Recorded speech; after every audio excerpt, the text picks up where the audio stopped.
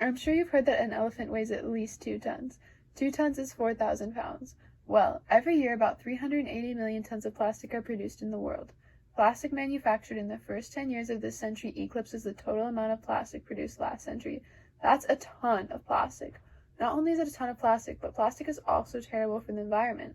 My speech today is going to inform you about the detrimental effects plastic causes and how we can stop it together. I will go over how plastic affects multiple different areas of the world, and then I will begin to talk about how we can make a change.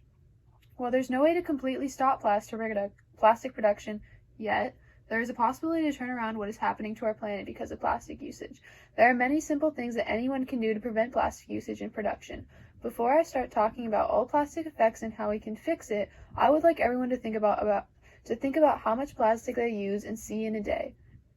Take a moment. Look around.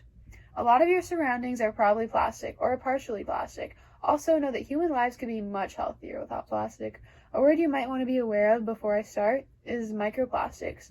Microplastics is defined as a plastic particle that is less than 5 millimeters. Consumption of the tiniest amounts of plastic, the microplastics, can result in many diseases and terrible outcomes. Okay, let's dive into my plastic presentation so I can explain why the plastic we all have is causing a lot of problems. I'm sure you're aware of some of the common effects that plastic has on our surroundings. If not, let me inform you.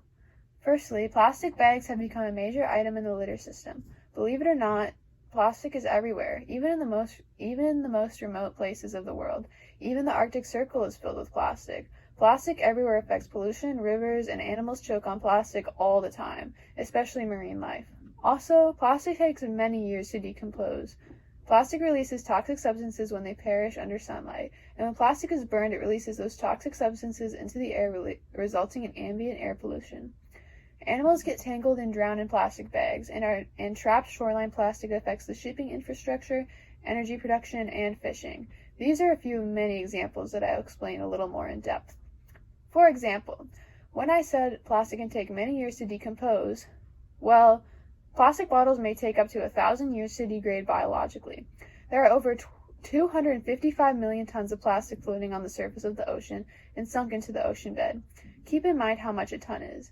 Anyways, like I said earlier, animals are greatly affected by all the plastic. Animals such as birds, cows, and many sea creatures can't tell the difference between food and plastic, and that's how they end up choking on it. And if they do manage to swallow it, they fail to digest it properly. The more plastic they swallow, the more likely they are to die. Another animal that is affected by the plastic in the ocean is our coral reefs. They have been dying as they gradually consume plastic as they do not control what they consume. More than 50% of sea turtles eat plastic they find in the ocean, and up to 80% of sea turtles found dead are discovered to have plastic inside of them. And 54% of dolphins, seals, and whales are found to be impacted by plastic. It's a serious problem. Some of the things you read are disturbing. A turtle hatchling less than a few weeks old pooped out an entire party balloon. That's just horrible. There's so many stories that are similar to that. Not only does plastic affect sea life, but it affects us too. Burnt plastic releases the toxic gases carbon monoxide and nitrogen oxide into the air. If these gases are inhaled for a long period of time, they can cause illnesses such as dementia and mental instability. Even just heating plastic releases toxins. Hence, if you heat up food in plastic, you can be consuming those toxins, which are very, very harmful for your body. This is also why using plastic water bottles is not approved. Not only can heated plastic affect our human bodies, but microplastics that enter our bodies through direct ingestion or inhalation can lead to a lot of health problems.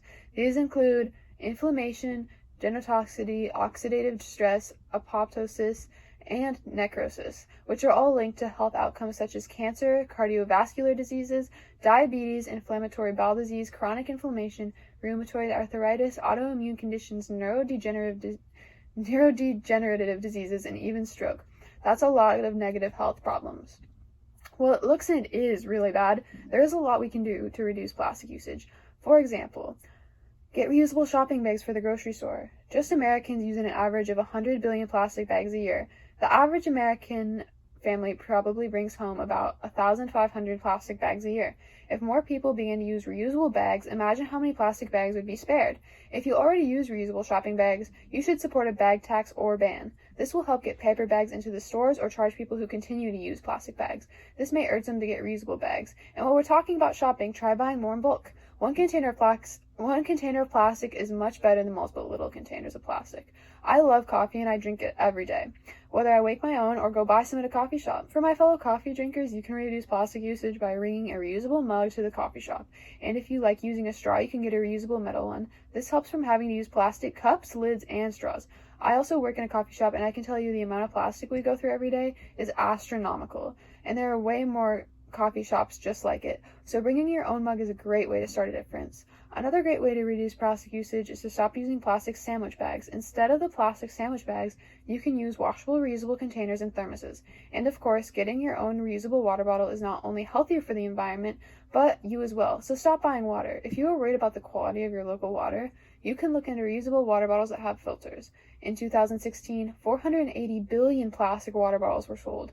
By getting and using a reusable water bottle, you could save so much plastic. If you use a reusable water bottle, you could personally avoid an average of 156 plastic bottles a year. That doesn't even sound like a ton of that doesn't even sound close to a ton of plastic, but it's doing your part. Multiply it by everyone in your home, school, work, and office, and it really starts to add up. And of course, recycling plastic is always beneficial. And if you use plastic, try to avoid getting polystyrene, foam, or plastic bags, as they have a very low recycling rate. Number 1 and number 2, plastics have a much higher recycling rate. Recycling the plastic is beneficial because it saves energy, creates jobs, prevents pollution, and saves resources and reduces greenhouse emissions, which helps tackle climate change. Also, don't litter, just throw your trash in a trash bin. For people that enjoy going out to eat, well, cooking more will help reduce the plastics that restaurants use. But for my restaurant lovers, you also can make a difference by not using plastic straws. So upon request at your favorite restaurants, or any restaurants really, request no straw. This will help limit plastic straws from being used, a big plastic problem. The same goes for plastic forks, spoons, sporks, knives, and more. Another great way to help with plastic problem is to volunteer for a beach cleanup. You can find so much plastic and trash on the beach. Picking it up helps the surrounding environment a lot, and it's easy. You can just go on a walk and find a ton. I know people love to set new trends. Well, for my fashion lovers, try wearing more clothes with natural fibers. These could be wool, bamboo, or cotton. Try to avoid synthetic fibers like fleece. 60% of clothes worldwide are made up of some plastic form, whether it's polyester or nylon. Microplastics is synthetic fibers are released when you wash clothes. And like I said earlier, microplastics are really bad for the human's environment. Alright, I've officially given you a ton of information on plastic, and I've also given you a ton of information on how you can help stop the plastic pollution. Now is the time to start acting on this global problem. If we don't start now, by 2050, just ocean plastic will outweigh all the fish in the sea.